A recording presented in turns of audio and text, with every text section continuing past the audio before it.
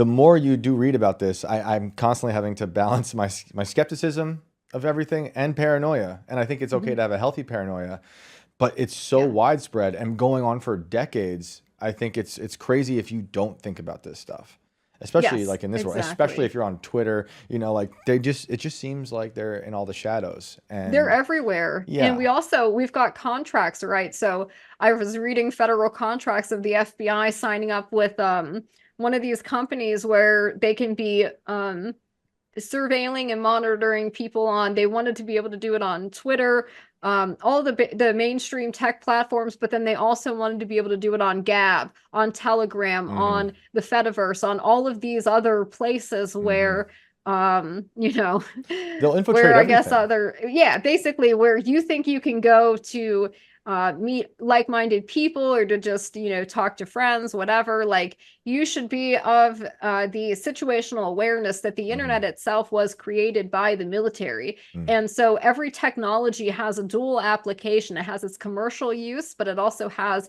its military and intelligence use as well. And that's everything. So Yeah. your mindset should be that the internet is itself it's a battlefield of sorts, and you Hmm. should be operating with the assumption that there are bad actors on there because that there are, we know that other governments engage in propaganda. They have like the UK has their, what is it, the 77th Brigade. They have their psyops Hmm. unit. They're running psyops online. This is the thing that kind of makes you go crazy, right? That I we're know. doing psyops, but we say, oh, it's okay because we're only doing it to foreign audiences.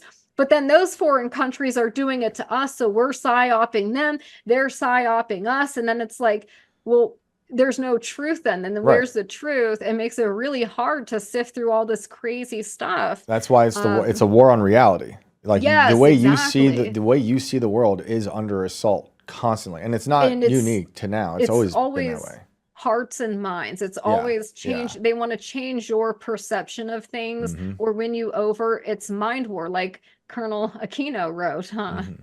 It's that is like the future, and I don't think people realize that enough, and especially people who, I mean, I don't want people to be addicted to the internet. I think the internet is like you're saying, it's a battlefield. It's also a two-way mirror for all types of bad people to observe you and your patterns.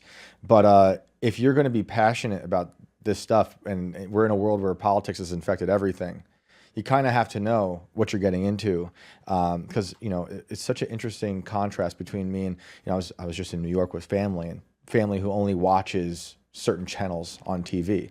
Their view of reality is so different than mine, and I sound like a crazy person to them. I understand, that's fair, I get it, but it's funny because growing up, someone like my dad, he would be like, "You got to go through all the channels on TV to get a better perspective on reality." That doesn't Yeah, apply anymore. right. It's great, but it doesn't apply anymore because the internet has changed all that. It's a mutilated reality, as has TV, and TV wasn't always the Yeah. greatest either. But Well, and the internet has made it easier for them to catalog us, to, yeah, um, you know, they like to kind of silo people, segregate them into smaller and smaller groups. And a lot of that is used for like, commercial purposes like advertising, hmm, so they like to break us up that way. But then I think they like getting people separated into these kind of small, self-contained echo chambers because then yep, they're easier to manipulate. There's less of them. And also, when you're in these echo chambers and you're just engaging with like your side or people that agree with you, nobody's challenging you. No one's challenging your beliefs, your assumptions, and then yeah, you're talking to people about things that they're kind of going to have the same opinion as you.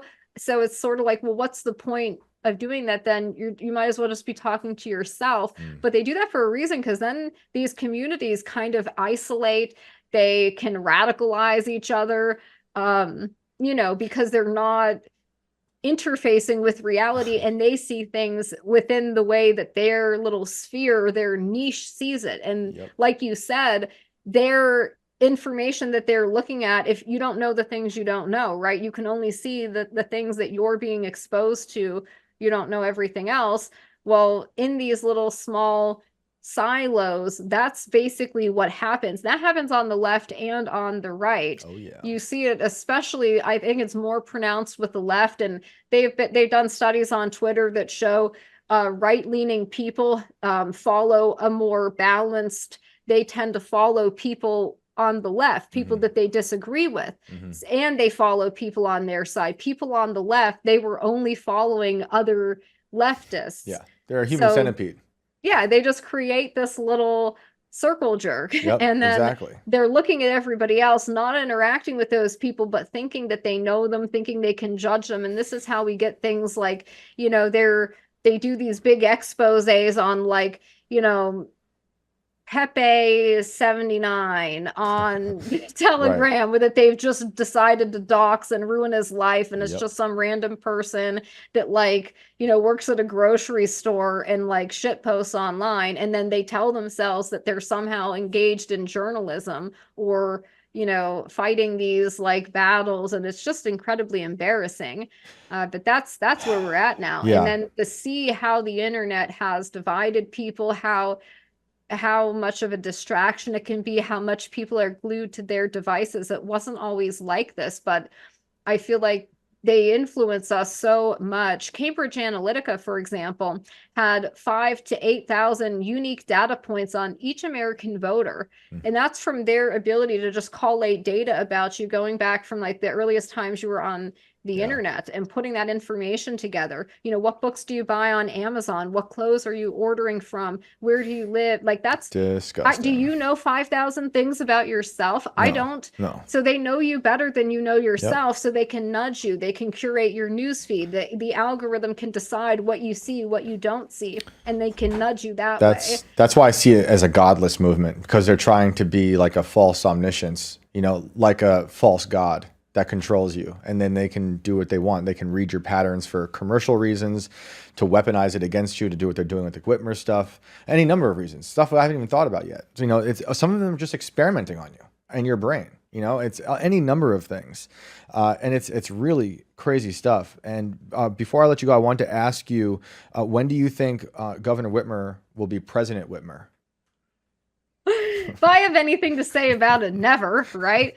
Hopefully It when the seems like she wants it, documentary right? comes out. Oh, she wants it. She's Yeah. already said she's going to run in 2028. She's actually said she wants to be the first female president. If you read her book, True Gretch, she put it out. It's about maybe this thick. I did see her It's holding very it. Yeah. thin, Did you read very it? embarrassing. Did you read I it? haven't read it, but Oh. I've seen parts of it, the parts that I thought were relevant, where she talks about the Fednapping. But I mean, a lot of it is just her, like, I don't know, she's just self-aggrandizing, bragging about her wealthy parents who were both like lawyers, I think, or something. And then she's talking about this relative she had who she claims fought the KKK or whatever. It's just like nonsense of Just her a lineage just of great people, just puffing like her. herself up. Yeah, trying to make herself look important. And this is basically, it's her pitch to run, it's her pitch to be the president, where she wants to be simultaneously the Iron Lady in the leather jacket.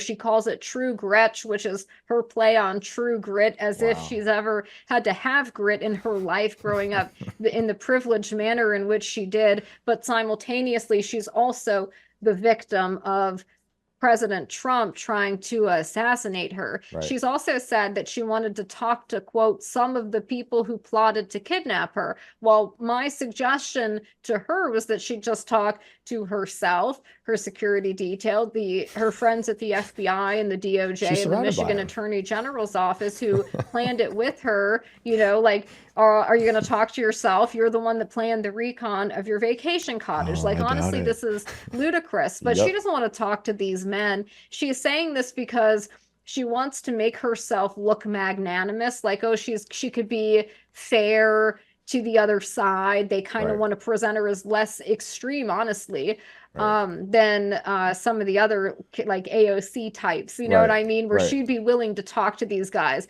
But if you read what she said, she wants to talk to the guy who took a plea deal, to basically had to sign a government document saying he can't contradict her narrative and the government's narrative. So this isn't going to be a real conversation. It'll be her and Ty Garbin or her and Caleb Franks under extreme duress, where it's like a hostage situation where these guys, if they don't say that narrative, Ty Garbin, by the way, is already out of prison. He never even appeared on the BOP website. Incidentally enough, the guy who took a plea deal already out. Supposed to be in a halfway house. Now I think he's home. Never appears on the Interesting. BOP website. That's very Kind of interesting. makes you wonder, Sounds like a doesn't Ray it? Epps type character. Oh, it really does. And I have questions about Ty Garvin. But Interesting. she'll do a sit down with him. It'll be very controlled Right. hostage situation type thing. And he'll say, "Oh, yes, yes, Whitmer. You Wow. know, I painted my boat black," which he Right. actually did. And he Wow. also engaged in a little side thing that he was doing with Dan Chappell, the informant, which was the informant was trying to get these guys to sell guns to felons and drug dealers just to add on additional charges, you know? As one And does. Yeah. as one does, Yeah. and Ty Garvin is one of the idiots that went along with that. I think Caleb Franks was too, the other guy who took the plea deal. Mm. And Dan Harris, one of the men who was acquitted, he actually sent parts of the gun to Dan Harris's house just to try to get him roped up in this side thing of the ghost guns to felons thing. Right. So I maybe they could talk about that too, you know, during their little staged interview. She'll never talk to the five men who were acquitted. She won't even acknowledge them. She did bash the jury in Antrim County, though, along with Dana Nassel, and they maintain that these men are basically guilty, even though everyone knows it was a hoax at this point. And then she'll never sit down with any of the five guys who are currently incarcerated, even though I've talked to them and their families, and they said, if I was allowed to be there and I was allowed to record as well, they would have no problem sitting down with her for an interview and talking to her. Wow. Joe Morrison is considering going into the priesthood. He's an Orthodox Christian, the founder of the Wolverine Watchmen. He could be incarcerated until 2063, but you know he's forgiven her, and he actually prays for her and her family. And he's like, "Oh, I would talk to her, no problem," you know. Wow. Wow. If of course that someone was recording it and I could be there as well, he'd be willing to talk to her, but she'll never talk to Joe Morrison. They'll undermine her whole narrative. And that's the whole thing she needs. And one more thing, going back to how we started this with what happened with the assassination attempt, are there things you're looking for specifically as news comes out with this shooter that's going to alert you to think PatCon stuff or not PatCon? I wish, but unfortunately, in a normal situation, we would have had the name sooner and there would have been more information to find. Like I was able to do with Peyton Gendron before they were wiping it down. We were able to get, you know, into his Discord server that he set invites to people. And that's how we were able to see who he was talking to somebody in there. And he talked about taking a pledge and some other stuff. And then they, you know, turned out he was talking to a retired federal agent. I would be looking at things like that. I would be looking at what was this person doing online? Was he in any kind of chat rooms on the dark web like Adam Lanza was, you know, and who was Adam Lanza talking to, right? But it would be something like that. Somebody maybe talking to him in Discord, somebody that maybe groomed this person. I'd be looking for things like that. But part of me still feels like we've not gotten the real story here. I'm just not buying that this was like a 20-year-old who was like some expert marksman and was able to bypass. Like, let's take this story. This 20-year-old kid is able to bypass one of the world's so-called premier law enforcement agencies, the Secret Service, that's supposed to have such a great track record of success, and yet he was able to position himself on a nice low roof. Yeah, why did they not have the high ground there? Like, what was going on with this entire situation? It makes me feel like somebody inside the Secret Service, you know, allowed this to happen. Like maybe multiple people. Well, that's the theory with JFK, right? There's a lot of interesting stuff with the Secret Service. Yes. And since, like you're saying, you'd be looking for digital footprints type stuff. Since that's not there, I think the only thing I'm looking at now is how the establishment media portrays it. Yeah, you know, and the investigation, how the investigation is run, if we can get any information from the investigation. FBI. Yeah, right. Well, thank you so much for being here. Where can people find you? And do you have when's the documentary? I'm like dying to see this. I'm dying to get it out. Honestly, this project has been massive. It's been crazy. I Mhm. had no production company when I started this. I was just an independent journalist, like YouTuber in my basement. Yep. And it wasn't until I talked and interviewed Brandon that, we were like, oh, we have to make this a documentary. I think, we've come a long way since then.